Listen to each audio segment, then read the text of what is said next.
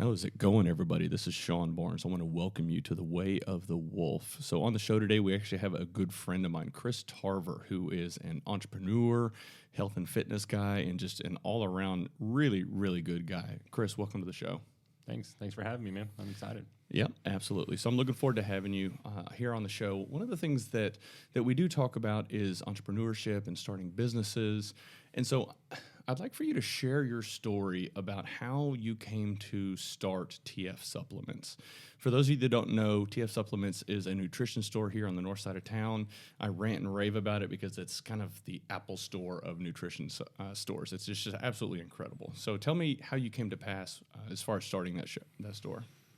Do we want to go all the way back when I was personal training, saving seed money, or? Yeah, wherever you want to start, man.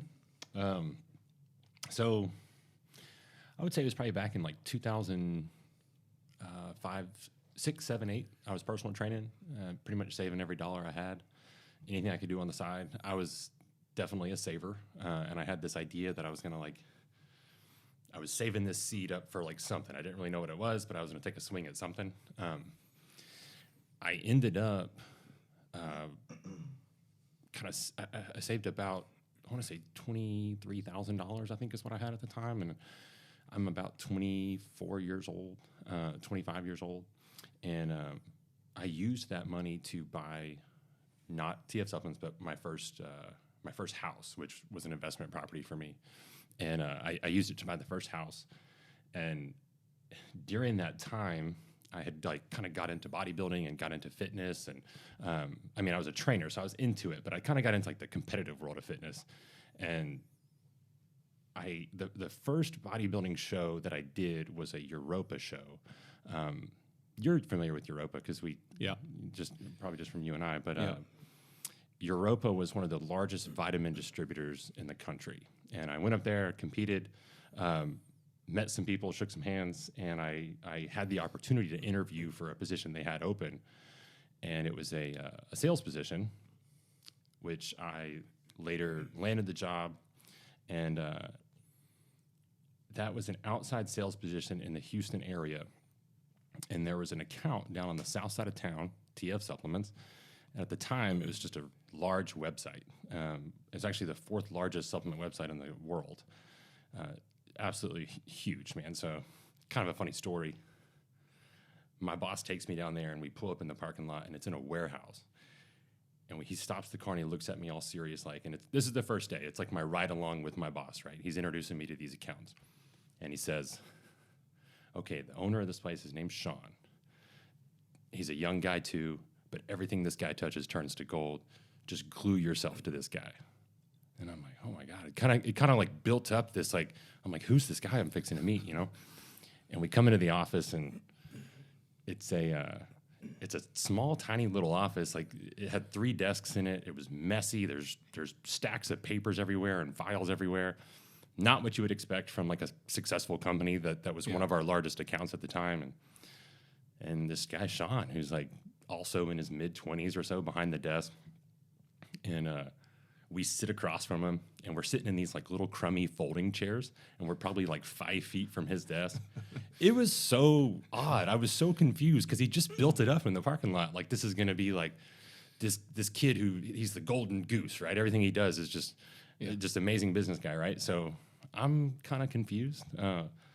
But man, it's a long story how our relationship got started. But at that time, man, I was just so impressed by this guy, and I did exactly what my boss says. I glued myself to him, and we ended up becoming great friends. And several years later, I ended up kind of partnering with him with TF, and we opened stores around Houston. And I now own the larger store here in the north side of town, and he's no longer in the business. But man, I always remember meeting him because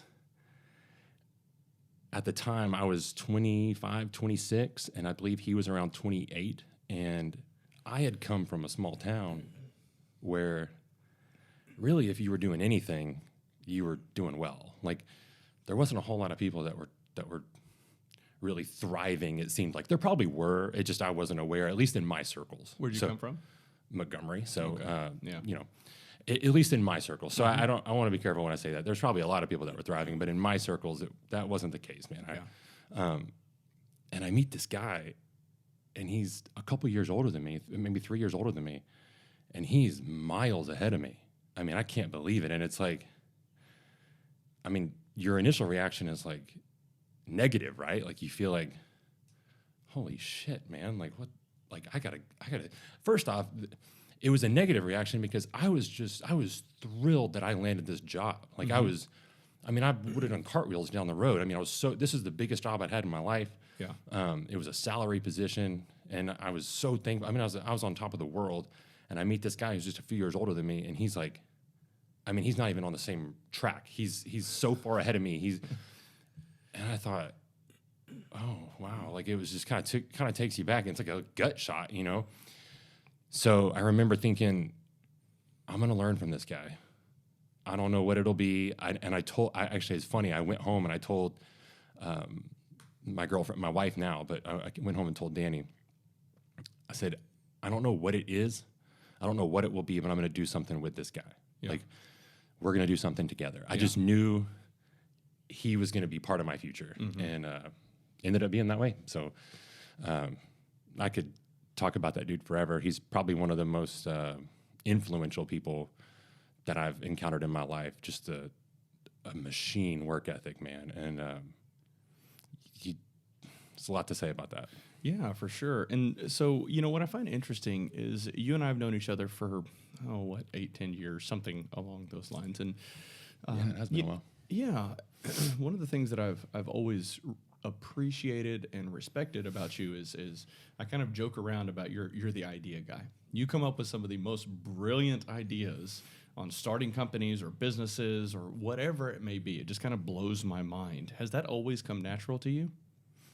My dad's an idea guy. Okay. My dad's an idea guy, and he oftentimes uses me as a soundboard for ideas. Okay. And he kind of has, I think you would describe it kind of like his mind kind of operates maybe on like an engineer's wavelength, you know? So his ideas are often like, seems like from a different perspective, like an uncommon perspective. And I think I have some of that. Because it seems like my mind always works that way too. And I remember I heard a quote one time. I think it was from Elon Musk, but he said, "Find an inefficiency in the market, and that's your opportunity, right?" And so it seems like I'm always looking for that. To tell you the truth, though, man, it's funny you bring that up. I told my wife probably a week ago, we were talking about you, and I said, "Man, Sean said something to me one time that I'll probably never forget. And you called me an idea guy." And you didn't know it at the time, but one of the things that I lean on internally to kind of keep me pushing through times that are difficult is not just being an idea guy. I want to be known, or I say I want to be known. I want to know that I'm willing to take a swing and that I execute. So I don't want to be an idea guy, but I do. You know, I don't just want to be an idea guy. So it's funny that you say that, because I can actually vividly recall that conversation. Did you see it in my face? I saw it in your face. Yeah. It was like, you were like, I said something. Oh my God, what have I just said to this guy? It was intended to be a compliment, because I respect it so much. Because for me, that's what I struggle with. I cannot come up with brilliant new ideas. For me, it's all about process improvement. If you put something in front of me, I can make it better. It doesn't matter what it is. But if you say, hey, here's a blank slate, come up with something, I will sit there for days just beating my head against a blank wall. For me, it just doesn't work. And so, but that's, I knew where you were coming. I knew it was, meant to be a compliment for sure. And so how has, in starting TF, and I know you've been pretty big into real estate and flipping houses, and you've had a few other ventures over the years. So how has that been a struggle for you, as far as being the idea guy, coming up with all these brilliant ideas, and then primarily focusing on TF and then the flipping houses, but you've had a lot of like really, really good stuff that hasn't really come to fruition in its entirety. Now you still, I mean, again, TF is such an incredible store, and I know you do really well flipping houses. So talk me through how you grapple with that. How do you work your way through that? Because I know that can be challenging, especially for other idea guys out there. I think that now it's more understanding how much I'm capable, like what my true capabilities are, because I would just keep loading up my plate. Yeah. You know, and if something came along that I thought was worth taking a shot at, it was let's go. Yeah. And realistically, like, I don't think you can operate that way. I don't know of anyone that can. So what are your thoughts on partnerships? I have one now that works in real estate that is very healthy. It's a healthy partnership, and we complement each other really well. Yeah. So to be honest, like, that's really that one partnership is really my one true experience with a real partnership. But obviously, I mean, I know there's 1,000 challenges that can come with that stuff, and I've had a long laundry list of issues and challenges that have come with people who I'm working closely with. Yeah. But as far as a true partnership with a business, the one I have right now is the first experience I've had, and it's going great because we complement each other well. Yeah. Well, I think that's the key for me is finding somebody that complements your skill set. I've heard tons of disaster stories with partnerships when people go into business together. But then you've also seen some of those just incredible successes. You think of Steve Jobs and Steve Wozniak being able to partner together and the things that they were able to accomplish. Yes, there's great risk, but when you find somebody that can truly complement what you bring to the table, I think really great things can happen from that. Absolutely. And I would imagine, like, I guess if you have two partners that have totally different strengths. Yep. There's not going to be a lot of kind of railroading there. Like,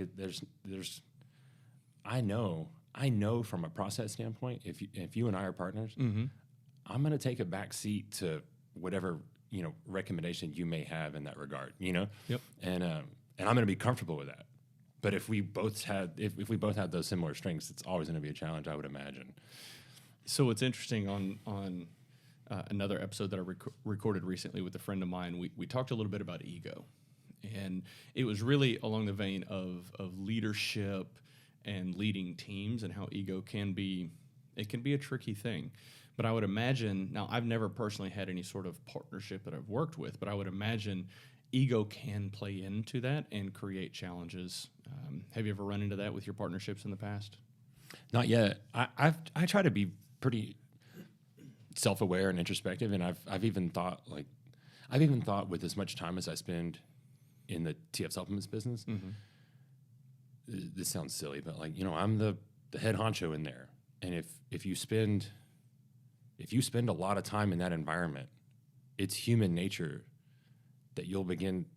I would imagine the way you conduct yourself, the way you speak, that has to have an impact on that, right? Like, now I've never had anyone tell me that, but I've been cognizant of it. I've had those conversations with my wife, and like making sure that I don't spend 5 days a week in an environment where, when I say I'm the ultimate rule of the land, right? And I don't think that's a healthy place to be. I think you need someone to challenge you on things. So if you don't have that, I feel like you're ill-equipped. So where my head goes is how important it is to surround yourself with excellence. Yeah. Right? If you're the smartest person in the room, you're in the wrong room. Yeah. No, right? Yeah. So talk to me a little bit about some of the challenges that you've had in running a small business in TF. I need a guy like you. Well, I say that. I have a young man right now that works for me. His name's Josiah, and the dude is sharp. Yep. And I bought one of his books. Did you? Yeah.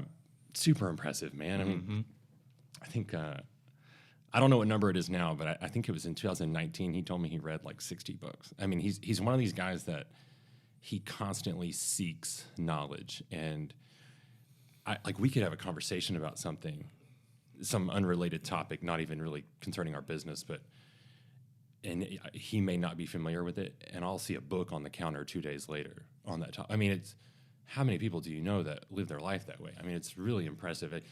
I would almost describe it like somebody who's just taking full advantage of being alive. Like, I'm going to be here. I'm going to soak up everything I can. I'm going to sharpen myself the best I can. And he is the complete opposite of me. He is where I'm strong, he is weak, and where I'm weak, he is very strong. So I have a really healthy partnership in that regard in the TF business that I know is going to prosper. And we're kind of in the early stages of that as some new segments of the business kind of take shape. He's helped me roll some of those things out this year for the first time, and so far they've been a success, but they're kind of in those initial stages. But gosh, that's been exciting, man. It's been really exciting to, like, it feels like you gain these like completely new strengths that you can now just kind of give, and you could take them off your plate, you know? But the challenge, I guess the challenges I faced were the times I didn't have that.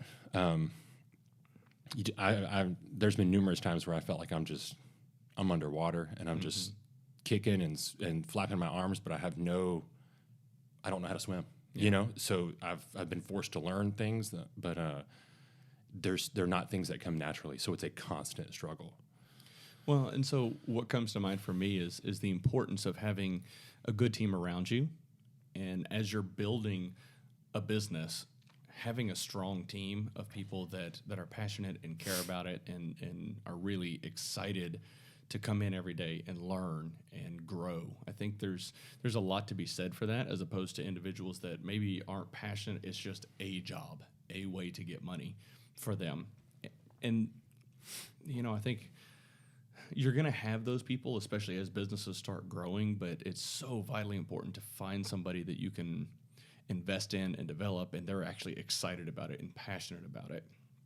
So, and, you know, I know just over the years, having conversations with some of your employees, you can see some of these guys, they're usually, well, for the most part, almost all of them, very fit and in shape and kind of really into it.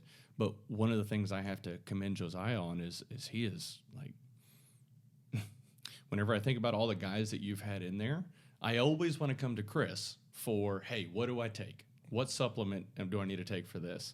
I am very comfortable going to him and knowing that I'm going to get the right answer as well. So I tell really people all the time, you're probably in better hands with him than me, which is, dude, that's a cool feeling. I mean, it really is. Yeah. There's a lot of value in that.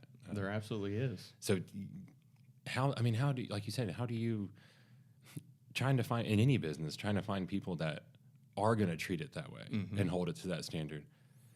Dude, that's a tall task. And are they going to do it for the wage that they're earning? Or, I mean, and then is it the wage or is it something else? You know, so identifying what the value proposition is for the employee, you know, and the for them, like for a lot of people, I've had employees where it was money, and it was commissions and spiffs and bonuses that really drove them. I mean, you saw immediately they were ticking and they were on for those things, and then for others could take it or leave it. It wasn't about that at all.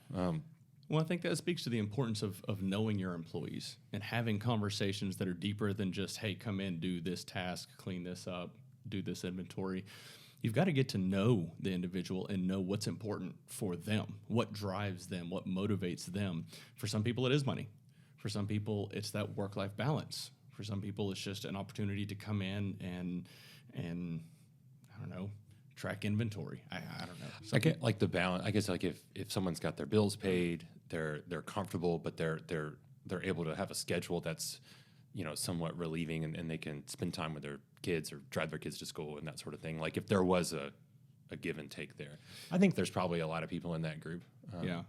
Well, I think there have been studies that come out that actually talk about the importance of once our baser needs are met financially, as long as we can provide a roof over our head and eat and have, you know, some sort of a comfortable living, at that point, the priority and focus shifts more towards, am I doing something I enjoy? Do I like working with my boss or my team? And as income levels rise, now it's not absolute because a lot of people are driven solely by the dollar, but as income levels rise, for the most part, people focus more and more on the team that they're surrounded by, the culture of the company that they work for, and things like that become increasingly important. I am by no means an expert, but if I had to kind of wager one way or the other, I would bet most people have a desire to feel like they're making an impact. Mm-hmm. And that could mean a lot of different things. That could be making an impact in a company's future. Some people have a desire to know they made an impact in their boss's, like relieving something off their boss's plate, or like helping their boss, achieve a goal that was set for them or something. And for some, it's, in our case, we get to help 100 people a day. 100 people a day walk in our store, and it was put to me this way. Matter of fact, I'll tell you the story. I went and spent the weekend up at the headquarters of the company First Form, if you heard of it. So we spent the weekend up there. First Form is one of arguably the most successful company in our industry, and they've kind of mastered culture. And so much so that I've heard from a handful, probably half a dozen other competitors or competitive companies that were naysayers that said, it's fake. It's just it's a thing that they kind of portray, but it's not real. Like this culture they kind of pretend to live it's not real. Yeah. So I went up there, and in all honesty, like I had a good relationship with these guys, but it was my first time seeing it in person. So I went up there kind of like, I'm going to scope this out. Yeah. I'm going to get to the bottom of this. Mm-hmm. And from the moment I walked in the door, it just hit me in the face like a Mack truck, dude. It was real as it could be. It was 200 some odd people under one roof that not only held themselves, you could feel that they held themselves to a high standard, but they were just, kindness was like pouring out of them. It was opening the doors. It was, can we get, like, not just like the easy stuff, like I'm going to open the door and kind of get you anything kind of thing, like polite, right? But this was a true culture of work ethic, and everybody was holding each other to a high standard, and it was just an unbelievable experience. But we were in a conference room, and I was asked the question, why we do what we do, like why TF Supplements, why is that the business that we run? And that's a tough question to ask. I was kind of put on the spot, and I gave a shitty answer, and I'm almost embarrassed to tell you what the answer was. But well, you come on out with it now. He put me on the spot. We're at a conference table, and I said, well, it's a business. Like, what the hell do you think we're here to do? You know? And he told me, he was like, that's a shitty answer. And and then he goes, look, man, you have people that walk into your store, and for some people, this may be the last time they walk into a store like yours. This may be the last time in a series of a dozen times that they woke up so upset with where they're at, so upset with like the path that has led them to that point.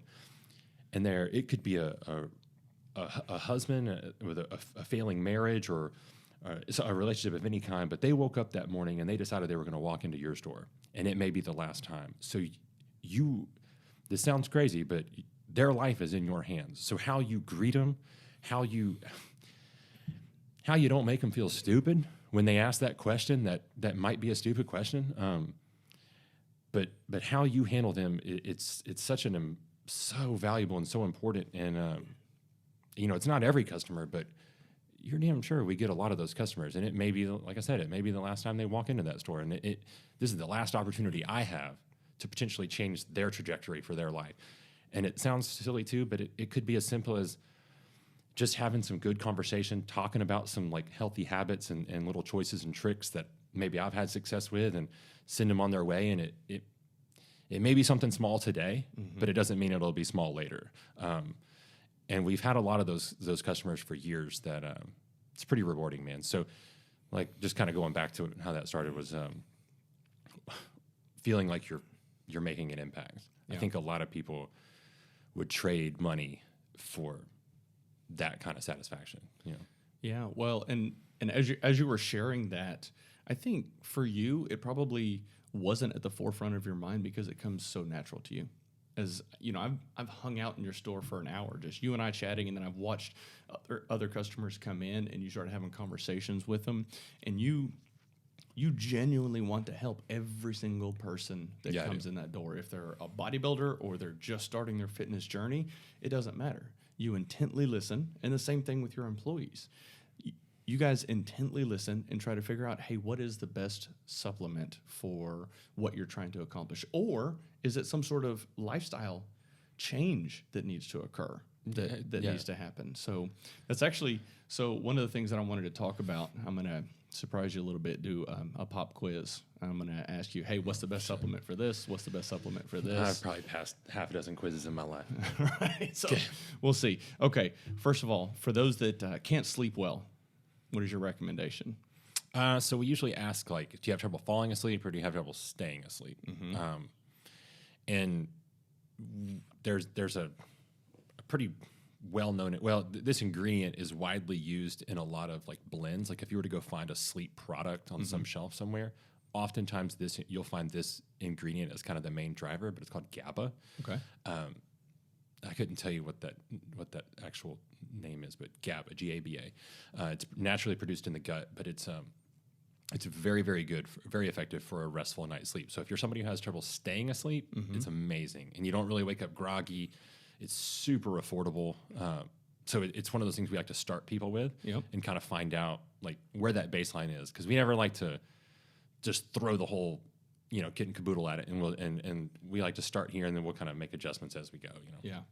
Yeah, absolutely. Okay, so what if you're coming in and your knees are hurting or your joints are aching and just bothering you quite a bit? So collagen is really good for joint lubrication. And there's several other things like CISIS, glucosamine controlled MSM that help with like tissue regeneration and like to help kind of repair soft tissues and connective tissues. Yeah. Okay. What about losing weight? We kind of have a handful of kind of foundational products, but CLA, conjugated linoleic acid, and L-carnitine are two kind of fundamentals. They're very inexpensive, at least at our store they are. But that's always the foundation for anybody concerned with either achieving a low body fat or maintaining a low body fat. But we always start them there. And then on top of that, if you were to take anything that's like caffeinated or anything that's kind of rev the metabolic rate, it just kind of acts as a catalyst to those ingredients. Yeah. But so one of the things that I appreciate about Josiah, he wrote that book basically about nutrition and types of foods to eat and things to do, actually even on a low budget. Yeah. I know that's one of the things whenever I have conversations with people, they'll ask me, how are you able to afford to eat clean all the time? Well, there are tricks. It's not, it is not always going to be expensive. There are ways around it. You can find more cost-effective ways of doing it. So that was the whole reason I told him, I said, you have to get this thing out here. Like people need to see this, not for the benefit it could be from a nutritional standpoint, but from the financial benefit it could be for so many people. I think, look, financial freedom or just finances in general are probably the root of probably most people's stress, right? Yep. Or at least the majority of it, big part of it. And for like 2 years, I watched Josiah come in the store and eat 2 meals a day. Well, he said he did 3 meals a day, but he would always eat 2 of those meals at the store. So 3 meals a day for 7 days a week. And most weeks he did it for under $50.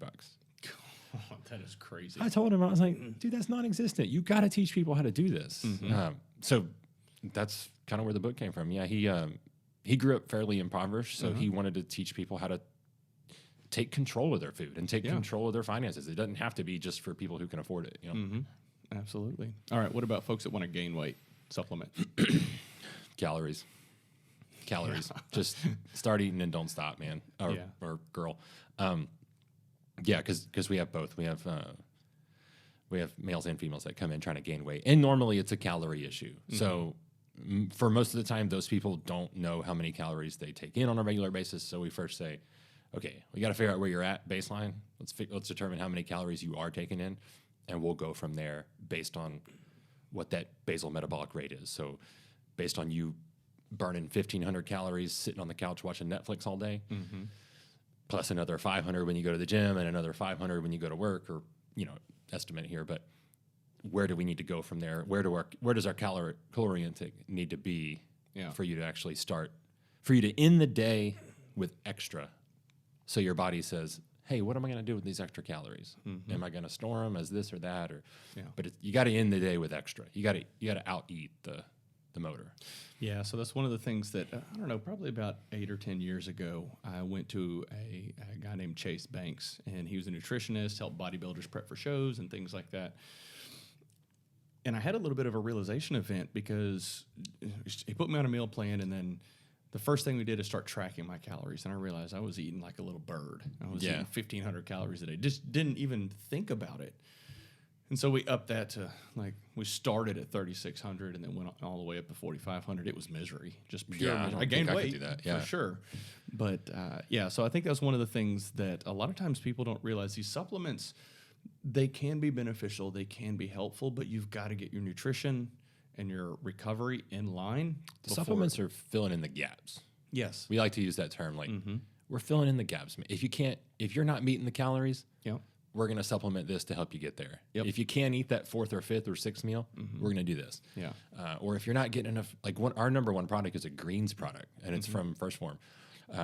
It's 11 servings of leafy greens because nobody eats enough vegetables.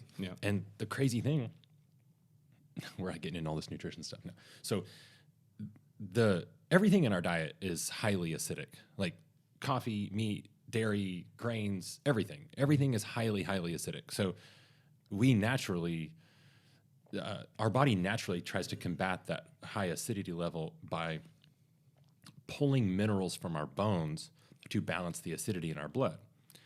So guess why we end up with degenerative bone disorders and things as we get older. So, and brittle bones and that sort of thing. So leafy greens are the only thing in our diet that will neutralize acidity, that are alkaline, right? So we've heard of alkaline water. Well, leafy greens are alkaline foods, and they balance acidity in our diet. So if you're not eating, I don't even know what the recommended servings are, but if you're not eating a lot of leafy greens, you're just constantly putting all this acidity in the body, and the body's having to combat it.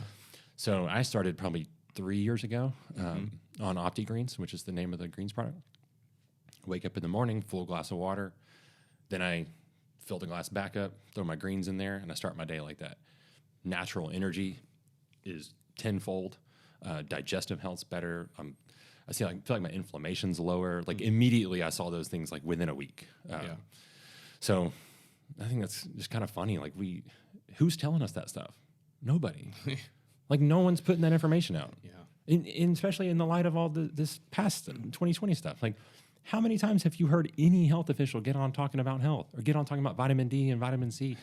It makes zero sense. It's actually kind of funny. When all that started, we thought, we had a meeting and we were like, okay, we got to beef up our wellness section. It's fixing. They're going to beat our doors down. People are going to come in droves for vitamin D and stuff. It was crickets. We saw probably a 10 to 15%, increase in our sales in those categories, but it just wasn't. There was nobody out there in the real forefront saying, "Hey guys, we have this health crisis. So the first thing we need to do is get healthy." And here are some cheap ways for you to do that today. Nobody was saying that. It's really unfortunate, but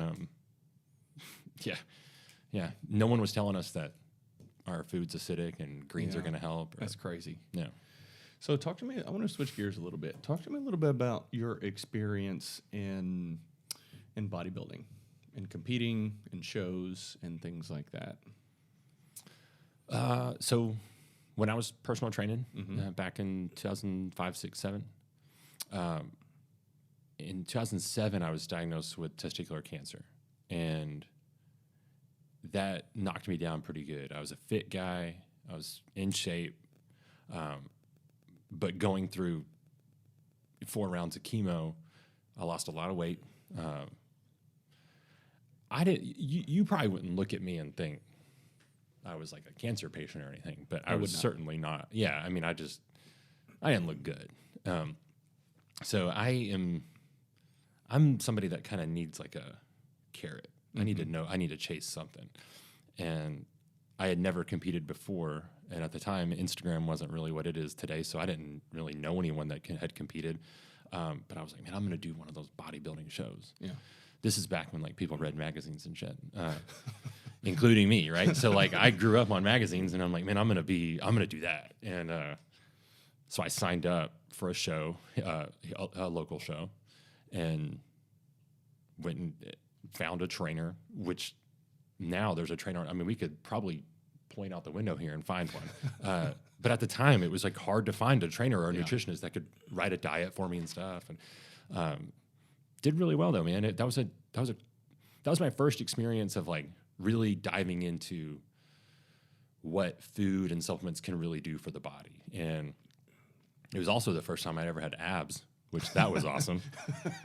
So, like, what's the trick there? I still haven't mastered that. Oh my gosh, man! And I'll tell you, like, I remember one time I was sitting down, and someone had taken a photo of me, and I had abs sitting down, and I saw that photo, and it was like, how big can I blow this thing up? Like, yeah, it was. So that was definitely kind of I would say a pivotal kind of time in my like pushing me into this career, you know.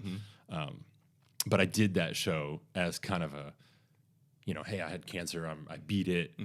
Now I'm gonna like show the world like that I'm awesome and I could do anything, you know. Yeah, I'm making light of it, but yeah, that's what it was, man. For sure. No, that's incredible. So what did you step on stage at body weight wise? 216. That's pretty good. And you're what, 6'1", 6 foot, something like that? I'm like 6'1.5". There you go. That's right. 6'2", round it up. Round it up, yeah. I at the time, like that wouldn't be a competitive bodybuilder now.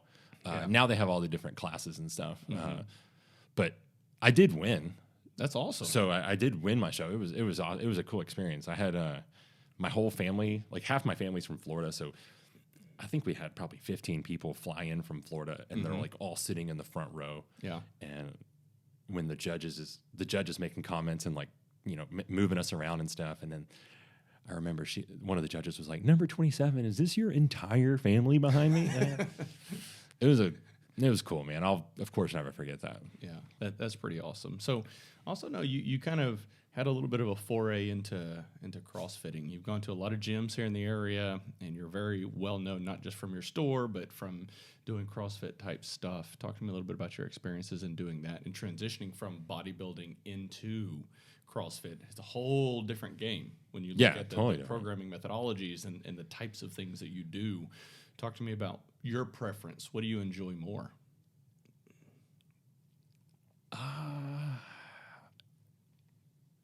There's things that I'm gonna always enjoy about bodybuilding because I'm a meathead at heart. Like that's fair. That's what it is. Yeah. But CrossFit is far more competitive. Like it's more of a more aggressive competitiveness. Okay. So, you know, with bodybuilding, it's strategy and it's a long game. It's long. But with CrossFit, I mean, man, you show up and you can go head to head against somebody like you, and camaraderie, and it's every day, and every day you get a dose of that. Yeah, every day you get a dose of some, you know, hyper competition and you know, nerves and adrenaline, and I mean, I think there's something to that. I think there's something to living in that space every day a little bit, and I know when I was doing it, I fell in love with it, man, and I still love it. So I also have a special place in my heart for CrossFit too. Yeah, it is a lot of fun, and to that end, as you were talking about, you're able to step in the gym every single day and go head to head with somebody. Maybe if you've got a workout where you've got a bunch of pull-ups and you've got somebody over here that just crushes it, but then also you throw a run and you're better at the running. So you kind of surround yourself with these people and you try to compete against, okay, well, I'm going to try to hang with him on my pull-ups. I'm going to try to hang with this person on the run. Very, very competitive. In bodybuilding, it's day in, day out. All right, more fish, more broccoli. More rice. And it's like when you start getting closer and closer to the show, just that feeling of depletion and no energy and the brain fog, all of that stuff. You look great. Yeah, you look like $1,000,000. Yeah. I always make the joke, like, every once in a while you'll be in the gym. This happens to me, maybe nobody else, I don't know. But I'll be in the gym and I'm like, just laugh at myself, like, my shoulders are going to look so good tomorrow. Like, you're just like, what am I doing? You know, it's funny. I can laugh about that, but I do love it, you know, but it's so vain. It is so vain, but it's awesome. And CrossFit's not that. CrossFit's different. It's funny how everyone's first perception of CrossFit that hasn't done it is like, oh, but I heard you can get injured. I'm like, yeah, doing anything, but don't do that, you know? But it's, I've never been injured doing CrossFit. I've been lucky. We've had a lot of great coaches in our area. We still have a lot of great coaches in our area, you know? Well, I think that's a key. I was actually having a conversation with somebody at the gym today and talking through how CrossFit has done such great things for the fitness community in terms of getting people off the couch and getting them into a gym where they can have people that will push them and motivate them.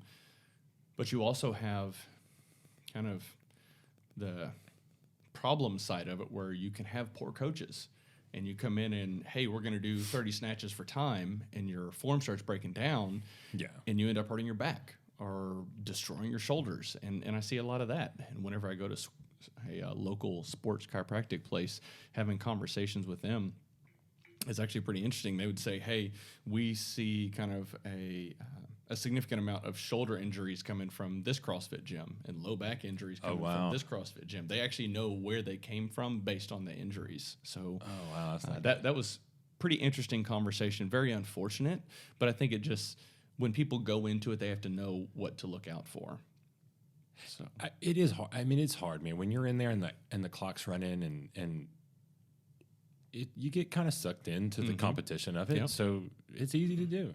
It is. You just got to have the kind of wherewithal to pull it back if you're supposed to. You know? Well, listening to your body. I think that's what's so important. If you start feeling, like for me, I've struggled with low back pain a lot in my life. And then I spent a lot of time at a bunch of different gyms over the years, but I've come to learn in recent years how when my back starts bothering me, I just got to stop.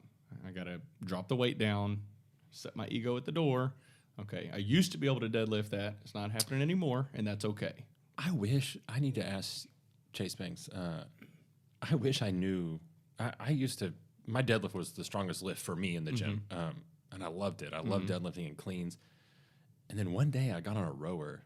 I rode for like 30 minutes, went home, felt great, woke up the next morning, couldn't get out of bed. I used crutches for like 4 days. Really? Yeah, I was so messed up. I went and got x-rays done, and they were like, it's so funny. You like hobble in to get your x-rays. And they're like, yeah, sir, we don't see anything. I'm like, well, something's wrong. Something's wrong here. I don't like using these, you know? But yeah, so that happened probably, I don't remember how many years ago, but ever since then, I got so gun shy with any of those lifts.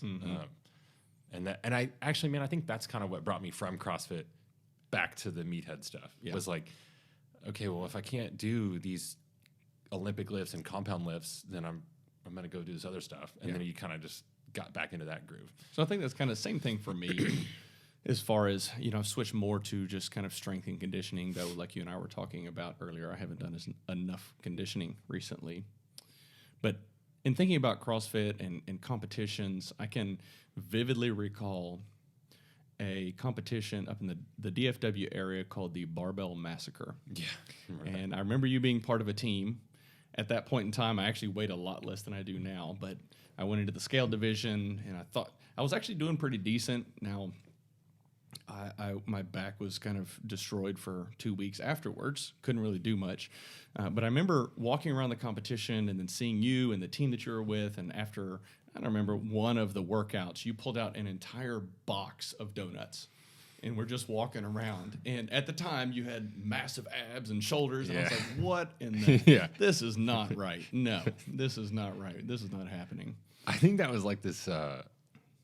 it's certainly like an ego thing. Like I had to like go against the grain, or like, because paleo was huge. It was like, if you're not eating paleo, what are you doing? And I'm like, well, wait a minute, guys. There's all different facets to nutrition, and there's all different ways to use nutrition to move forward, right? And there's a way to use powdered donuts. Yeah, like that's just how it is. That's a fact. So I showed up with a bunch of powdered donuts, and I'm like, I'm going to show y'all what this looks like. And it was an ego thing, but yeah, I remember that was pretty funny.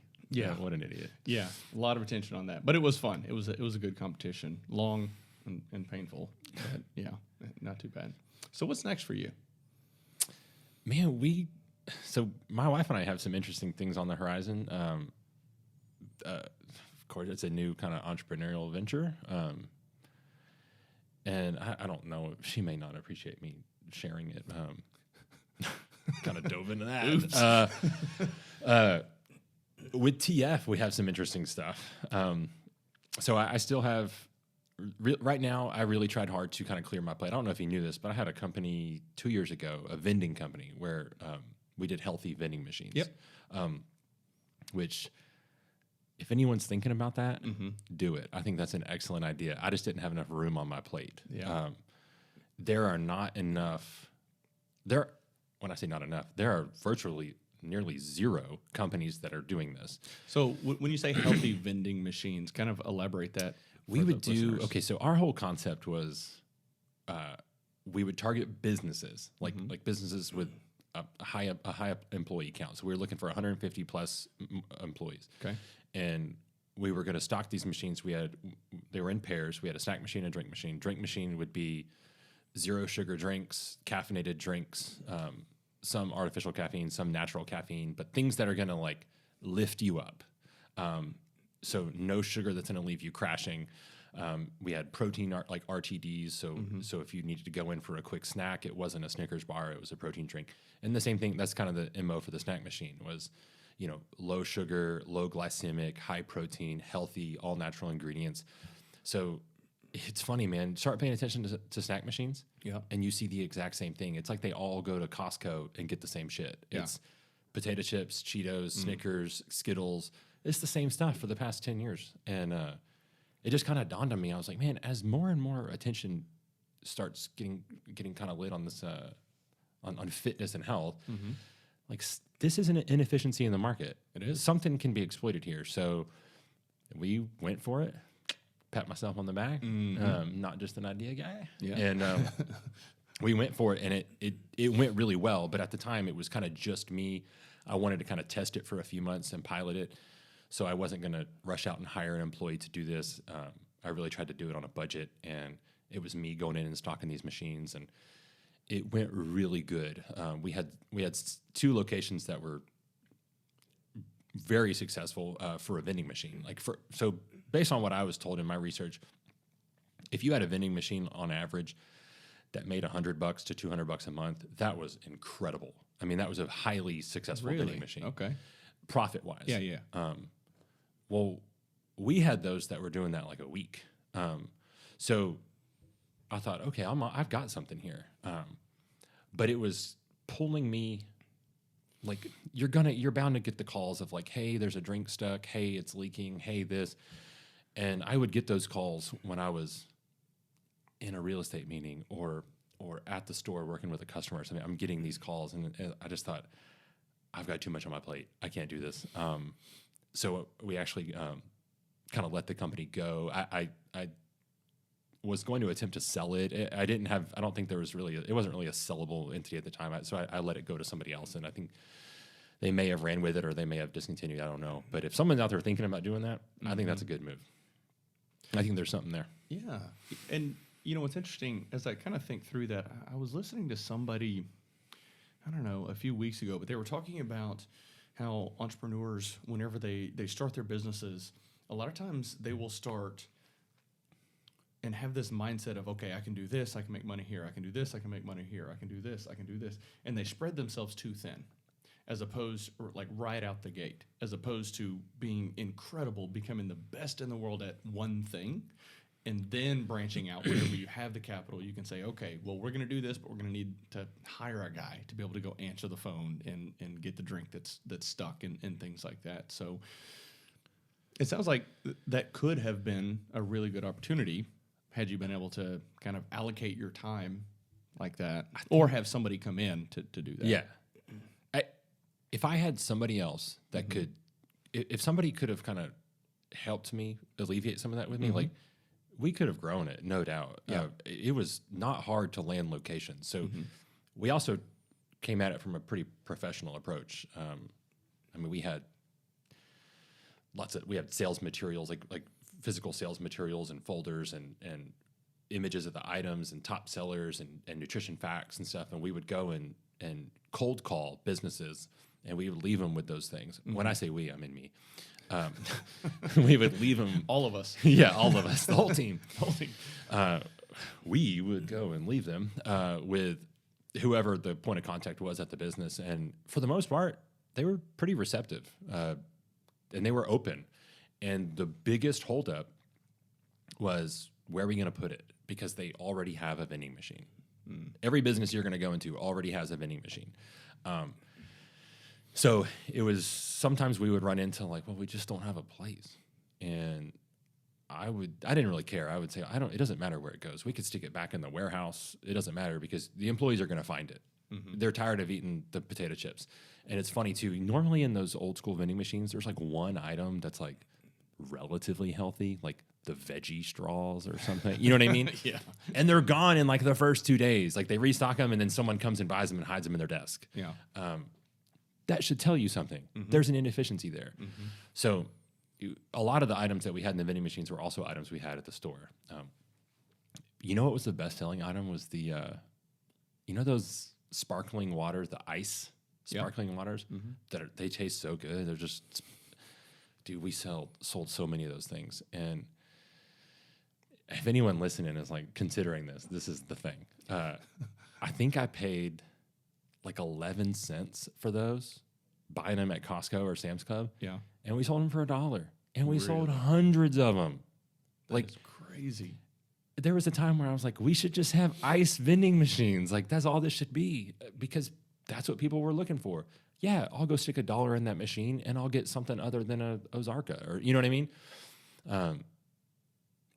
That was a fun, like, entrepreneurial kind of thing, you know, but it was, I couldn't keep it up, man. Yeah. But you said something earlier that it made me think, spreading yourself too thin. Not every deal is the right deal. Yeah. It may be a good deal, but it may not be the right deal. And that's been something I've had to learn in real estate too. But just in general, like me being an idea guy, like I'm going to have ideas, but it may not be an idea that I can run with right now. So I've got pins and things that I think are so great. I just, I don't have the So bandwidth. you've got a backlog. I don't have, of ideas that you just need an execution guy to come in and run with. I don't have the bandwidth to take it on. But I still need to be involved with it, right?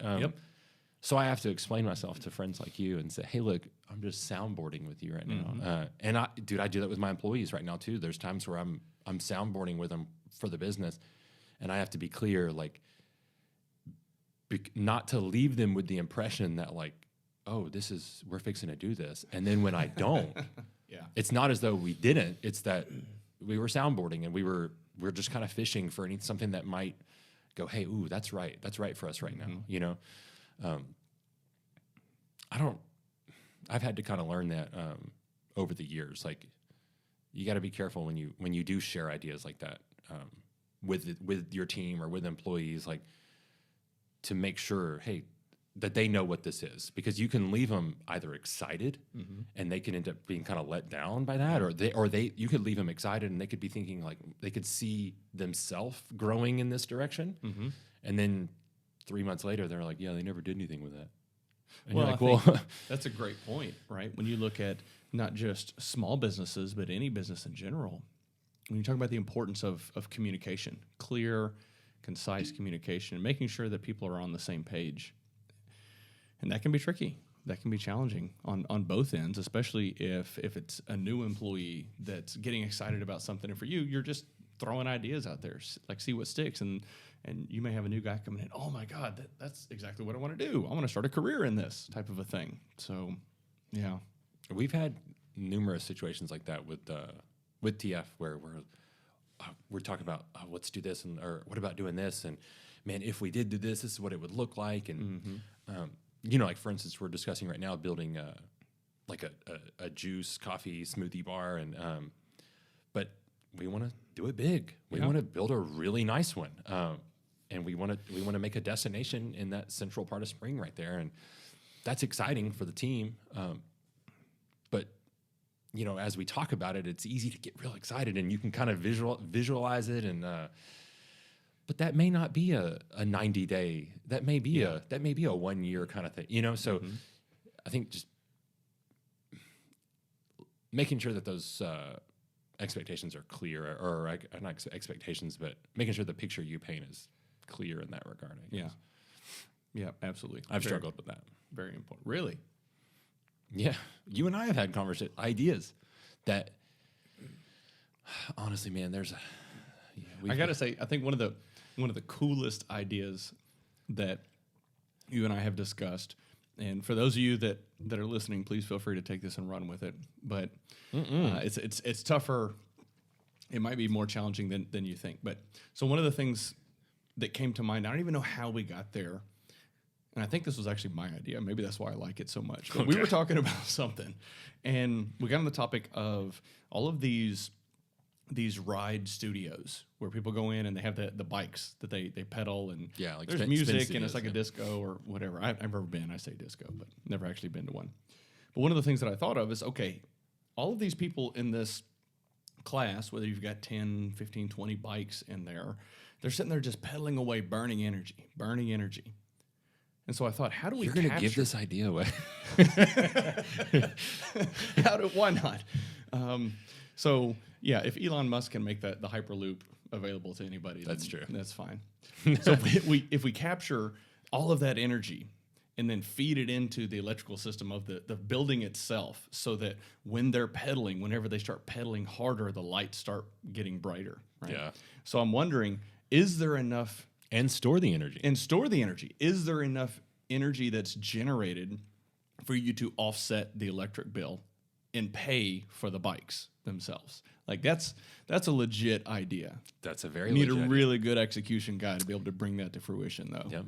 And you need to be able to retrofit bikes and come into Globo gyms as well as spin studios. And exactly. Here you go. Your clients are going to come in and then generate electricity for you. They're going to earn that membership. That's I love that idea, dude. I guarantee that's a reality in the near future. Guarantee it. It just makes too much sense. Like if they come in and they sit on the bike for 30 hours a month or whatever the number is, your membership's free. Well, you got to pedal your ass on that bike. You can't just sit on the that's bike. true. I guess that's true. You can't just coast it. You got to generate a certain number of watts to get that.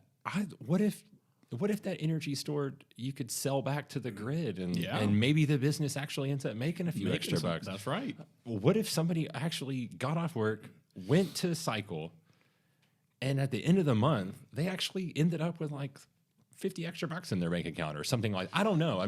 Or at the end of the year, it's like, oh wow, look at my account. Actually, I've got a few $100 in here. Yeah. Or this is like some Black Mirror type thing, but like this is a thing. It'll be a thing. Yeah. Or sell them to what is it? Those Peloton folks, where they have it in their home. They can actually offset their home electric bill by just sitting there pedaling away. That retrofitability, yeah, absolutely. That's a thing, man. That's the thing. Was that my idea or yours? We were working out, and then it promptly ruined our workout. We're like, we're onto something here. How do we do this? I know damn well if my dad thought he could get his electric bill paid, we would have all been on that bike. Like we would have been. Mm-hmm. At least 30 minutes a day we're getting on that bike. Yeah. And I know there's probably a lot of households that are operating the same way. And after this Texas freeze, everybody been on that bike. I got $10,000 bills to make up. Oh, man. All right. Let's see. What else?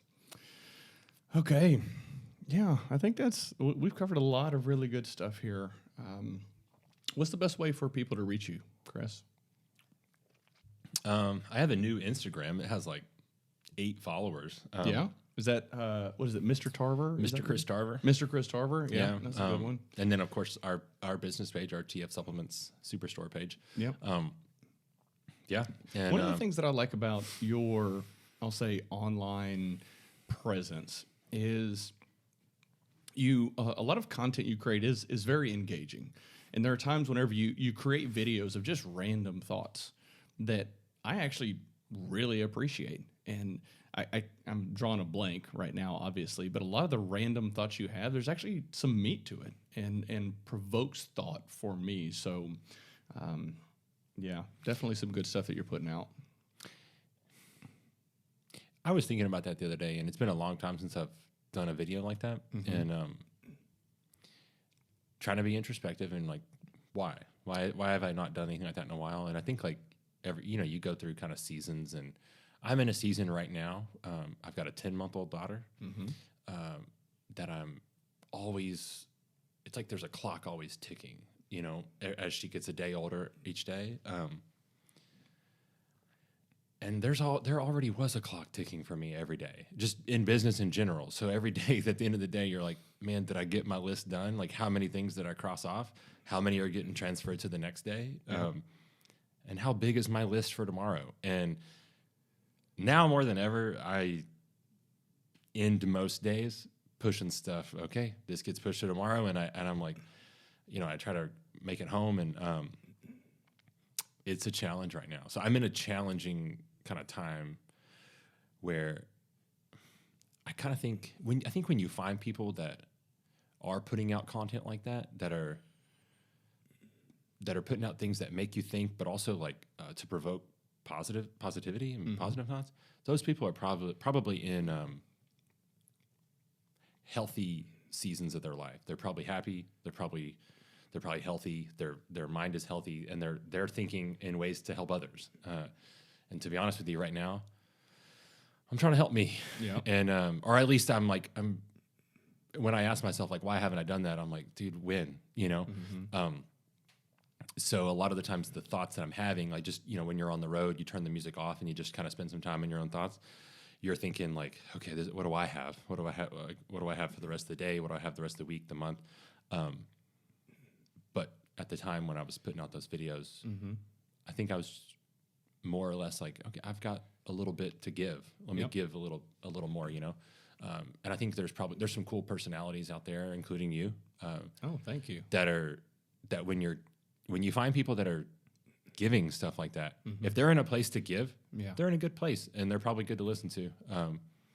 But yeah, and right now I haven't really put much out, man. I'm trying to keep my head above water. Yeah, probably like a lot of people are. Yeah, I mean, that's a good point. And if I'm being honest, it's not always easy because it does take time. And what I found is the first few podcast episodes and YouTube videos that I put out there, it was all stuff that was just, it was coming to me, and there was this newness and excitement about it. And so as soon as some idea popped into my head, I would just start recording it and start talking through it. Well, now, kind of, and I suppose this is probably just an evolution of this process, but I find myself wanting to be even more intentional with the messaging. And so I'll think of a topic that I want to cover, and then I start spending time researching it and looking at others that may have covered that content, reading a lot of information about it, and trying to really invest in how can I deliver this message in a meaningful way that will kind of reach the masses. So, I mean, it does. It is time consuming, but for me, I've just recently started receiving positive feedback from people of, hey, I really like this video and this content that you covered. And just yesterday, I was on a coaching call with somebody, and she mentioned to me that she watched my video on, I think it was about virtual meetings. And one of the things that I touched on in that video was the importance of presence and your appearance. Like, don't roll out of bed. For those of you that work virtually, don't roll out of bed and just throw your hair in a ponytail and come to the screen with your pajamas on. Maybe do something with yourself. Throw on a polo, something like that. Kind of, because that contributes towards your brand and who you are as a leader in the organization. And absolutely, as a leader, yeah. And the feedback that she shared with me was that next day, I started spending another 5-10 minutes just making sure that I was presentable, looked well, and just the fact that I'm getting feedback from people now, that motivates me, and it makes me want to try that much harder. So, and then I'm also struggling with, is this going to be value added? Is this helpful? And some videos and some podcast episodes get a lot more views and likes, and that's great. And some don't get two. You're making an impact. Like you're an impact. Like that's a desire I think that every human has, and we're just all in these like journeys to try to find where we fit in to do that and find our avenue to do that. Yeah. But I think everybody is seeking that, and I mean. That's a really good point. I think everybody's looking for that. Yeah, and whenever I think through my career early on, my passion was the technology and all the geeky, nerdy data center architecture and stuff like that. And over the years, it's kind of transitioned into leadership and coaching and things like that. And now my fulfillment comes from helping others become successful. And so it's about finding that passion. And I suspect that you've found that passion in what you've done with TF and how you've been able to help so many people change their lives from a fitness perspective and health and well-being perspective. Is that fair? Yeah. Yeah, I think so. I only say that because whenever I see you interact with people, you're always going above and beyond to help them out. I definitely get a lot of satisfaction from it, no doubt. Yeah, no doubt. That is the TF is the thing that provides that for me. That helps me make the impact. Yep. The other the real estate, I don't think, at least what I'm doing in real estate right now, isn't on a large scale doing that. Like every time, I mean, anytime we sell a home that I built, it's to people who are in love with the home, right? So that's always a little, heartwarming. And but on a day to day, I get my glass is full at the end of the day every day. That's good. Through TF. So that's a good point. Tell me, Chris, what is it that drives you? What is it that motivates you day in and day out to get up and train as hard as you do and help everybody the way you do? Keeps gas in my tank. Yeah, keeps the gas in your tank. Man, so about a week ago, I kind of was able to put words to this because this is something I'd kind of given a lot of thought to myself. I constantly seek resistance. So, and I think that's what continues to sharpen me. So that's what all that was that's what bodybuilding was. That's what CrossFit was. The reason I did that bodybuilding show coming off the heels of cancer was I needed to like beat my chest and be like, that was nothing. Look what I could do. I could do this too. And I've told you before, I think I ran in a track meet at Rice University a couple years ago. And I was out running on the track, and there was some Duke University, like legitimate track, athletes out there running, and they saw me running, and they were like, "Hey, you should go run at the Rice all-comers meets." And I'm like, "Well, what is that?" And they said, "Well, man, you can just go down there and kind of pay $12, and you can run whatever you want, and it's a brush up. A lot of athletes use it as a brush up prior to the season." Okay. So I went and did that, and I lost badly. I ran a good race for my race, but I got my ass kicked, man. Yeah.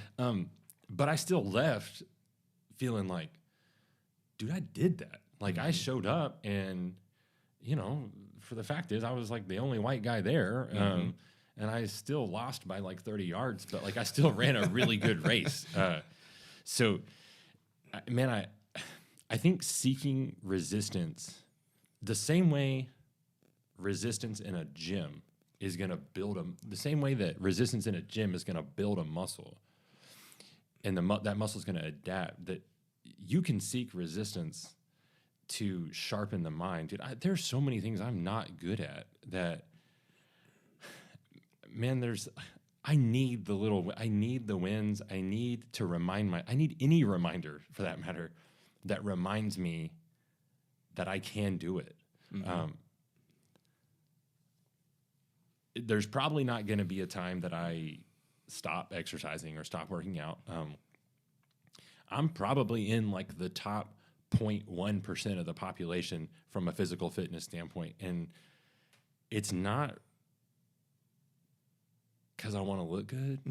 I mean, I do, but dude, it's just a reminder that I can do it. And it's a reminder of like my will, like,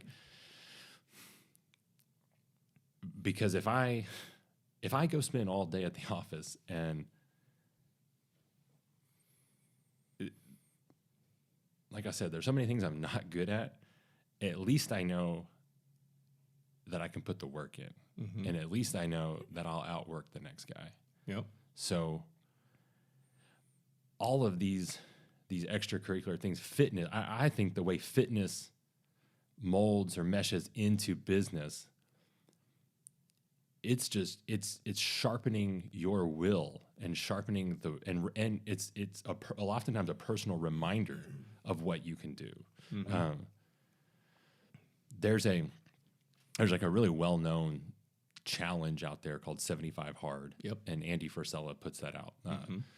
And man, if you listen to his podcast on that, it's hard not, like, you end the podcast and you're like, well, I can't not do it now.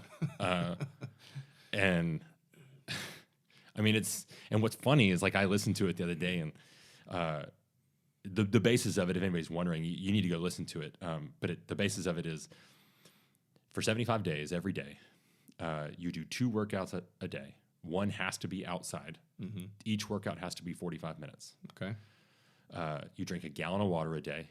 You read 10 pages of a nonfiction book. Okay. You take a progress picture. I think that's it. Oh, and you have to follow a diet. Okay. Not a diet that is a productive diet, right? Like not a paleo or this or that. It's any diet that is a positive, productive diet. And that's meant to just remind your ass that you can do it, because you're going to come out at the end of those 75 days and you tell me one thing in your life that you're truly proud of that you didn't work your ass off for, or you didn't earn. Like, you gotta, everything that's worth anything you had to earn, right? So coming out of these 75 days, it's funny how widely adopted this thing is. I mean, it's been so popular, and it's so effective, but everyone's going to come out of these 75 days going, I can fucking do anything. There's nothing I can't do. And I need that reminder so often. And because of what I don't have, because I'm not the most equipped, or I'm not Elon Musk, and I'm not Sean Barnes, process technology, like builder of all things. Like, so I need every reminder I can that says, no, dude, but you are the guy that will get out there and outwork any motherfucker. So I think that's a very eloquent tie-in to the type of mindset required to be a successful entrepreneur. I think that is huge. A lot of people, they see the glitz and glamour associated with these, we'll say, entrepreneurs that, self-made millionaire overnight type of a thing. They don't realize that the years of work that went into actually accomplishing those things. And so, hell yeah. Yeah, whenever I have conversations and see, I have so much respect for entrepreneurs and the grit and tenacity that they have. It just impresses the hell out of me, quite frankly. Because you're going to fail a lot. You are, absolutely. And a lot of people are scared of that failure, quite frankly. Oh, yeah. It's paralyzing. Were you scared of failing at the track meet? Or do you know what was going to happen? Dude, you know what's funny? Like I mentioned earlier, like, we have seasons in our life. Up until like 3 years ago, the most humbling experience of my entire life has been TF supplements. The most humbling. Because up until then, I woke up with a fire that was, it was hotter than hot, dude. Yep. You couldn't put this thing out. And I genuinely thought, this is crazy, everyone's going to laugh at me, an egomaniac, but I could dunk on LeBron if you gave me 6 months. If you gave me 6 months, I'll do it. Like, I just needed time. But I genuinely believed I could do anything in the world if you just gave me a little bit of time to study it, learn it, and my work I'll get me there. I don't have to have the skill. And that started like post-cancer. It was like, I puffed my chest up and it never came down. I was like, I could do anything. And then I wanted to, like, I noticed, I was like, this is carrying me places.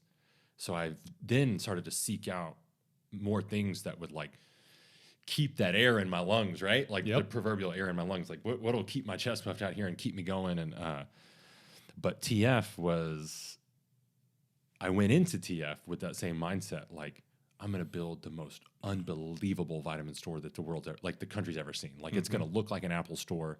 It's going to act like, if you visit the store, it will make no sense for you to shop anywhere else. We'll not only be the best price, but we'll be the best atmosphere, the most educated staff. It'll be 30-foot ceilings, 3,000 square feet. It'll be amazing, right? Yep. And we did that. Well, iPads in the tables. It'll be amazing. It'll look like the internet came to life. And we opened the doors and like, I mean, people came, but not like I thought. You know what I mean? Like I thought, like we're gonna have to barricade the doors after hours or something. Like, but it just it was still a business, man, and it still required me to get in the nitty gritty and kind of get strategic and figure out how to reach our customer base. And it was no different than any other business. I did build all that, but that isn't the secret. It's not the secret. That's not the recipe, right? It's reaching people. So it was the most humbling thing. I went into it almost with like this huge ego. Like if I do this, it'll be autopilot, you know? No, not at all. Well, I mean, hey, truth be told, all of those things that you just described about your store are what drew me in. Obviously our friendship, and I want to support you and everything, but there are countless supplement stores much, much closer. But for me, day in, day out, month after month, I always make that trek out to your store because of you supporting you, but then it is the best store you will ever go to. I recommend people all the time. Actually had on one of my videos recently, recommended you guys because it is the best. But that's awesome, man. Thank you. That's not everything. Yeah. Right?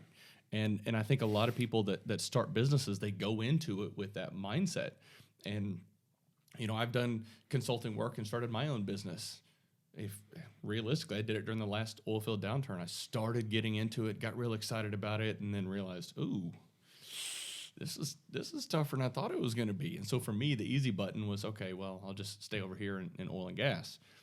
And yeah, it is tough. You've got to have that fire inside of you, and it has to be a passion for you to be successful. Now, for me, 4 years ago when I started, it was just about the technology, and now it is kind of evolved into this leadership development coaching aspect of it that does light that fire inside of me. And so I think for all of you that are listening that want to start a business, know it is not going to be easy.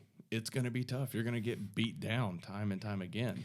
I say a lot. I was fixing to say I have a lot, but I've had several people come to me with ideas for businesses, maybe looking for either a capital investment of some kind or just maybe using me as a soundboard. And oftentimes the kind of nature of the pitch is how easy it's going to be. Like it's so simple and here's why. And like, it's just going to be this. Like, and immediately when I start hearing like the sales pitch of simplicity, I'm like, stop, man. And like, not as if like I'm just this like I'm not this all-knowing VC guy or anything like that, but like I know it damn well it's not going to be simple. Believe me, man, if you think you stumbled across some kind of idea that's going to be simple and it's just going to be like a light switch turn on and cash flow, like sorry, that ain't you. Not going to happen. There's not those ideas aren't out there just waiting to be plucked. I mean, maybe they are. But yeah, that's everything's going to have a tough road. So fitness, I think, plays this crucial. It's training the mind. Who is it?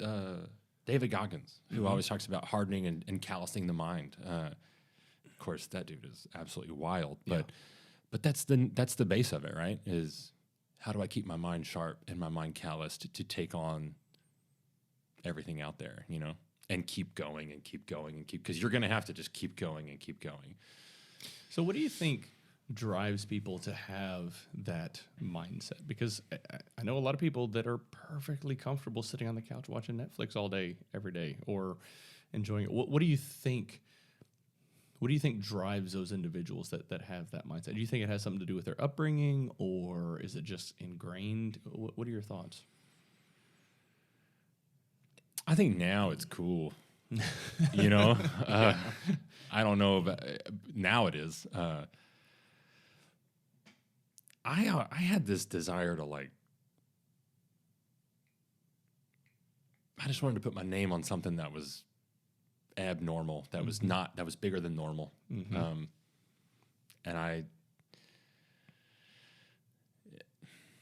it's kind of funny now. So I say like TF was like this humbling experience because I very quickly learned like this isn't easy at all. This is very hard. And to be honest, like real estate is more lucrative for me and not nearly as hard.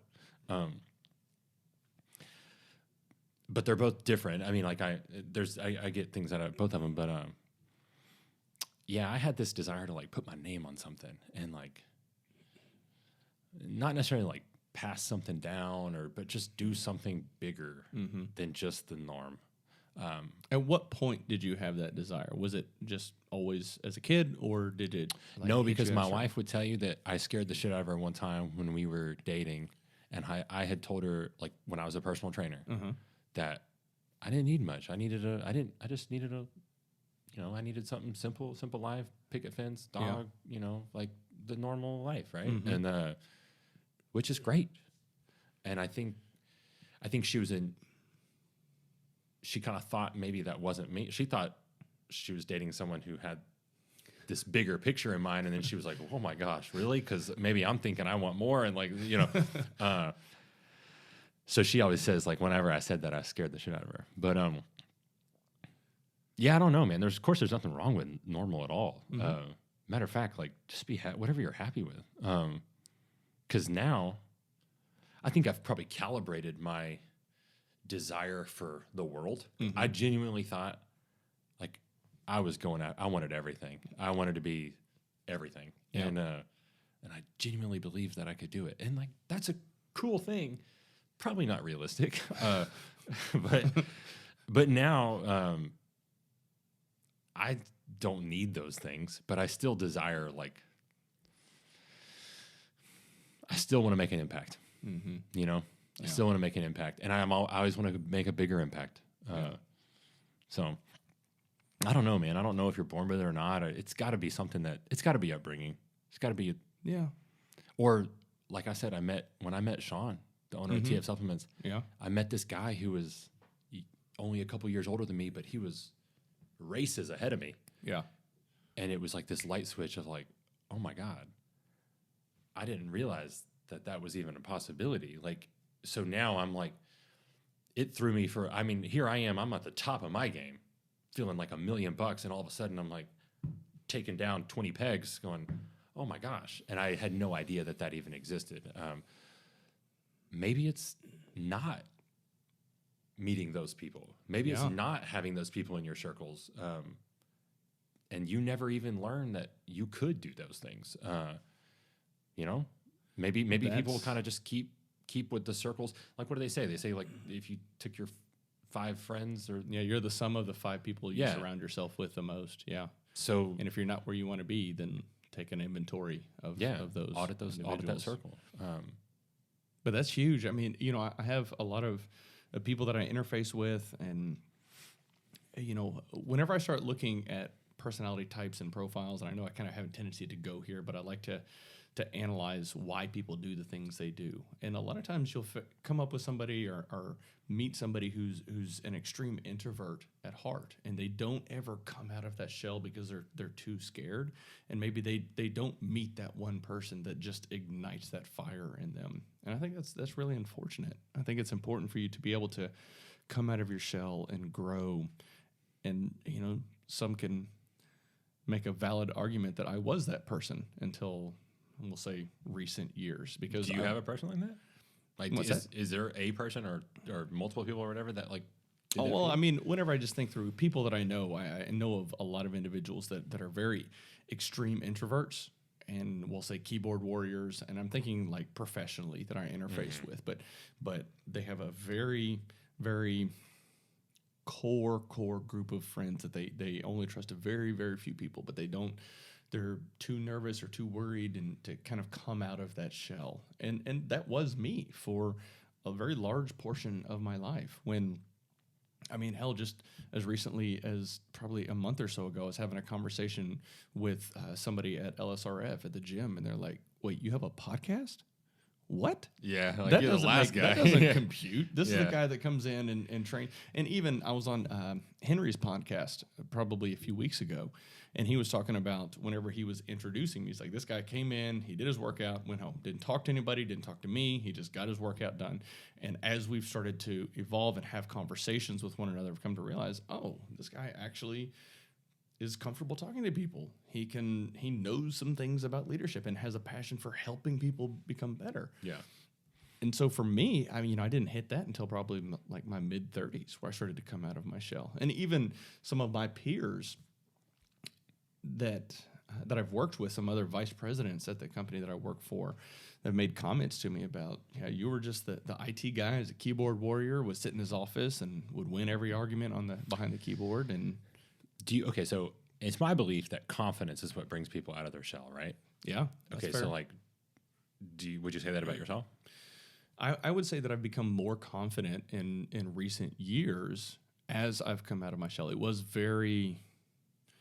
not easy at all.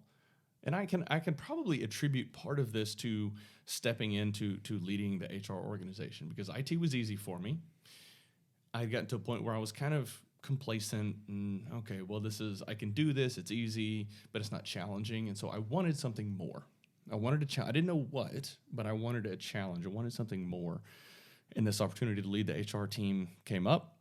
And in order to successfully lead that team, I had to learn how to interface with people. I had to have conversations. I had to understand what drives people. What are their motivators? And so for me, that's kind of what brought me out of my shell. And I've had friends and mentors that helped kind of push me out farther than I was comfortable going. And so I think you're right. I think part of it is meeting those people in our lives and finding who will push you over the ledge. So you never know you're going to fly until someone pushes you off the ledge. Isn't that funny? Like, people would probably look at you and like, you have attributes that would be like, there's no reason in the world why you shouldn't exude confidence, right? Like, good looking dude. There's like a race car in the garage here. Like, you're super jacked. You have a crazy successful career. Like, there's all the reason in the world why you should walk out of the door every morning with your chest out, you know? But still, you're a human.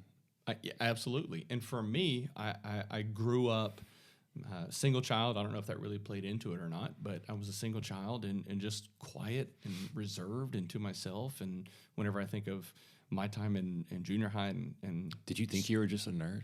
I was. I didn't think I was. But I mean, like, up until like 2 years ago or a year ago? Pretty much, okay. Yeah. Like, I just like joking. A nerd with a six-pack? Yeah. Okay. So, yeah, it's just, I think it was just kind of part of who I was growing up, that I was that quiet little introverted nerd. And then I started interfacing with more and more people that pushed me to do better. And I wanted to do better. And I think different people can kind of pull different things out of you. So in knowing you, I want to eventually look like you one day. I don't know if it'll ever happen, but I would like to look as jacked as Chris Tarver, right?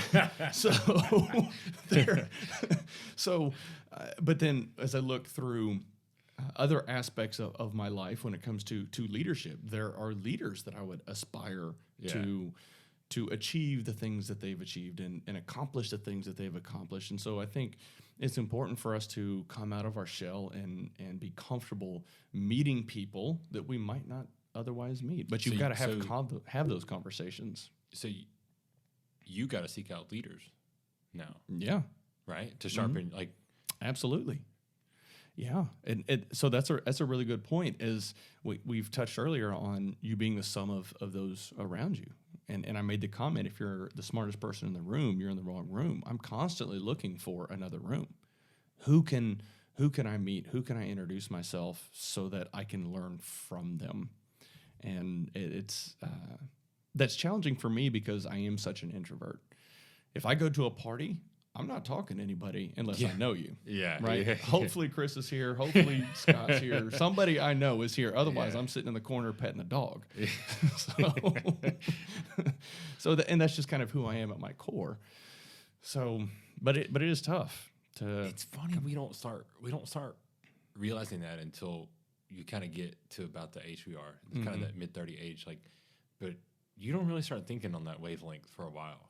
No, I think also when you're kind of through your mid-20s and into your mid-30s, that's when you really start figuring out who you are and what you want out of life. Yeah, right out of high school and college, it's about partying, having a good time, fast cars, all that fun stuff. But there's not a whole lot of meaning behind it. And I envy those people that just making it to Friday, making exactly. it to Saturday. Yeah, making it to the weekend. Yeah, because those weekends rocked. Exactly. So there's actually a guy in an online community that I'm in. His name is Philip. And he has started a podcast and trying to start his own business. And I was on his podcast at one point recently. But one of the things that I had after we finished recording, the conversation kind of went down a path of, he wishes he knew kind of that he was more focused and knew exactly what he needed to accomplish. And the guy's in his late 20s. I'm like, Philip, you are so far ahead of the game right now. Yeah. I'm 10 years older than you are, and I'm just now getting into it and figuring out what I want to do and how I want to get there. But I shared with him that I'm actually envy him finding out what his passion and path are at such a young age. Man, I when I bought my first investment property, I was 26, 26, maybe 25. And I spent every dollar that I had. Like, I saved up that seed, right? Yep. And I wagered it all. I swung for the fences. And I didn't start small. I was going for it. I bought a big house, full-on renovation that I ended up getting ripped off by 2 contractors and had to sell my truck and all my other possessions that I had weren't worth anything. It was pretty much a flat screen TV at the time, to try to to get some of that money back. And it was a bad situation, but the fact that I laid it all on the line is one of those things that I lean back on to remind myself, like, dude, you did that. You're willing to do that. Like, kind of goes back to the 75 hard, going back to kind of seeking out resistance. Like, you got to do hard shit every once in a while to prove that you can do hard shit. Yeah. So that when hard shit comes up, you can remind yourself that you can do hard shit. Yeah. But if you always avoid it, so like, I would seek out, I now seek out, but like, I look back on those times that were hard, and that's where it all comes from, Dude, I remember my wife now. So my first investment property, I was 26. I basically do as much work as I can on this property that I know how to do, that I can learn from YouTube. And then I sub out the rest of it and end up getting ripped off from some guys, whatever. And because of that, we rented an apartment at the time. So now that I'm like, I got ripped off, I'm like, I don't have any money left and I need to finish the job. So we can't have the apartment too. So we move out of the apartment and move into the construction job. And we're sleeping on an air mattress, and we're cooking on a hot plate that my wife got with her points from Walgreens.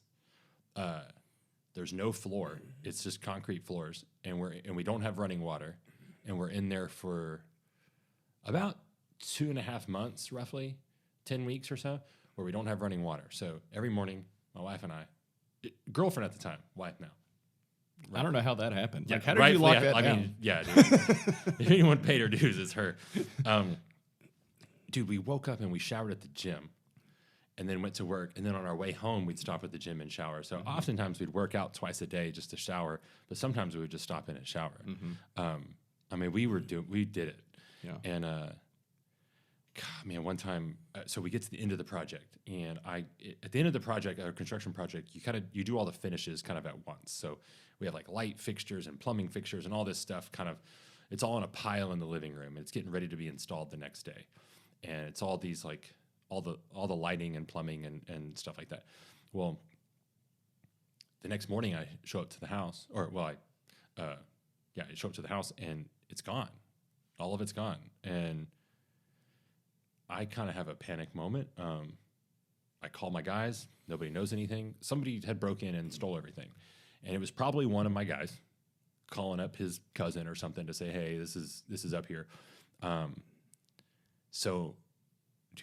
I'm like, I'm tapped, man. I got nothing. So we're over here. We can't barely afford the next month's mortgage, and we're just trying to finish this job to get it sold. And dude, it was such a strange time. I mean, like I don't know what I was thinking, but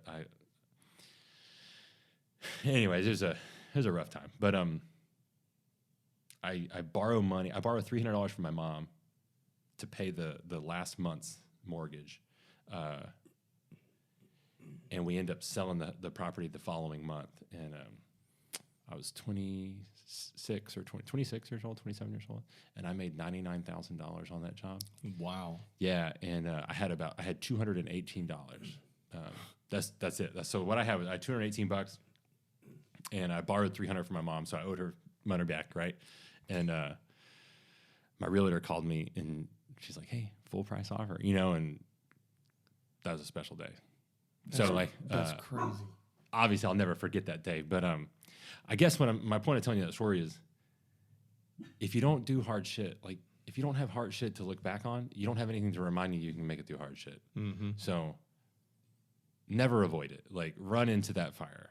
Run into the hard shit. And if you don't have it, seek it out. And that's what fitness is, I think, and how it correlates to business. But yeah, I really do think that there is a correlation there, and admittedly, I haven't put that kind of thought into it because I am very risk averse. Why do you stay in such good shape? I don't, because I want vanity. To look like Chris. I look good. I want to look like Chris here. Man. So, no, I don't know. I think it's just for me. That's how I'm able to blow off steam, and it's more than that. I guess I want to be healthy. Yeah, I want to look good, but I really want to be healthy. One of the things that I've never forgot. So I've been training with Scott at LSRF for 15 years or so, and I went on a trip to Canada back in 2017 or so to our office in Calgary. And while I was there, I took a few vacation days and went out to Banff National Park. So I went hiking and mountain biking and just such a beautiful, beautiful area. But there was a day I was riding that mountain bike for, probably 6 hours or so, just all over the place. And I'd stop in a little restaurant and eat, and I had just a backpack with food. I was actually eating a lot anytime I could shove protein bars and stuff. But then at the end of the day, I was riding the bike back to the bike shop, and I saw a CrossFit gym there in Banff. I was like, well, hell, all right, let's check this out. So I dropped in after riding a mountain bike all damn day and did a workout with them and loved it. I wasn't the fastest or the strongest, but I wasn't the last. So for me, as I reflected on the flight back, I was like, man, that's pretty cool to be able to go out, enjoy the mountains, the scenery, and all of that beauty. And at the end of the day, go in, drop in, get a hard workout in with some new people that I never met before, and be just fine the next day. Yeah. And I realized that fitness is about being able to live life to the fullest. Yeah. You're like, this is what I want to be. I want to be able to do this. Yeah. Exactly. And so that's always stuck with me. And I don't know if I've actually ever shared that story with anybody, but it has. It's always stuck with me. It's like, man, that's pretty impressive. And like you and I were talking earlier, I need to get back into focusing on my cardio because I haven't been running very much lately. Dude, one of the first trips, the guy Sean that owned TF, one of the first trips him and I took, we wake up one morning and we're out of town. We don't know any gyms in the area. So we're like, let's just go for a run. Well, this was a productive time for me. Like I'm getting some real face-to-face time with him. Yeah. And I get like, not in a business setting. This is a personal setting for a couple of days where it's just us. And we go for a run. We end up running like 6 miles. And, we're talking the whole time. So I don't even realize it's happening. Yep. I'd never ran 6 miles in my life, dude. I don't think at that point I ran 3 miles. But we run like 6 miles and have this like, we have a really good conversation the whole time. And we're talking about ideas and sharing ideas, concepts for like growth of the company and stuff. And, looking back at that, you're like, had I not been able to do that, that wouldn't have been an option. And how many people are in that position where they opt out of things that you don't know, but those saying yes to things potentially, I mean, if you don't open the door, you don't know. That's so right. Luckily I was able to open that door and say, yeah, let's go do that. You know? So if you weren't that way, there's probably doors that you would never be able to open. That's a really good point. Yeah, absolutely. So what else? Man, dude, I know you've seen my daughter. She's absolutely beautiful. Oh my goodness. She's the coolest thing in my life right now. So here's the thing. So Danny put out a little video the other day on I don't know if it was Instagram or Facebook or where it was, but it was Marley. I don't know if y'all were at a park or something, and there's some music playing in the background. Or I'm sure she probably put it in the video, but yeah, just absolutely adorable. So it's crazy. So for the majority of my life, or I'll just say all my life, I've never really had a burning desire to have children. It's just never really been a thing for me. To be honest, I didn't have it either. Yeah, and when I saw that video, I thought, I can get down with that. That was the first time in my entire life that's awesome. That thought has ever even crossed my mind. So yeah, that's props awesome. to Danny on putting that video out there. Hey, seriously though, like to anyone who's a new dad or like a young dad, she's 10 months old and I kind of feel like it's like just happening. Like in the beginning, she's so breakable. Yeah. I feel like you can't do it. Like you're just holding her up to not let her die. Like don't fall off anything. Don't hit your head on anything. Like, but now she's like becoming like a little more like, she's a little tougher and she has a personality now. She's laughing constantly. And it's cool when she starts doing like unique things with you. Like when I pick her up, it's only with me. I don't know if because we're higher, but like when I pick her up, she starts pointing at stuff like, let's go over here. Let's go over here. It's pretty cool, man. It's kind of just happening right now. And all my buddies that have kids, they're like, dude, it's just starting. Like it's fixing to get so cool. Yeah. And it's funny too. Like I went into it, like if you asked me a year ago, like boy or girl, I'm going to say a boy. Like, of course I want a boy. But yeah, I don't think I'd say that now. So now, like, someone asked me the other day, like, if you had a second, like, would it be a girl or boy, or what would you hope for?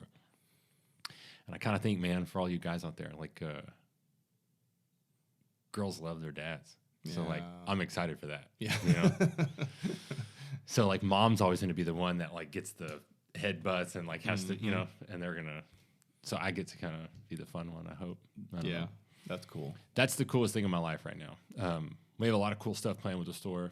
Yeah.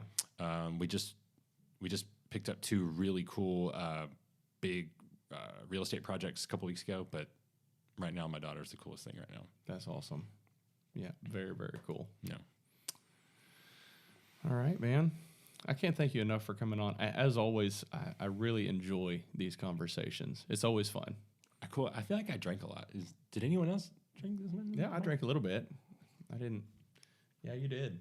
No, man, I had a blast. This is cool. Absolutely. Yeah, I really enjoyed it. I have to have you come back on at some point in the future. Absolutely, man. All right. Thank you so much. All right, everybody. Y'all have a good one.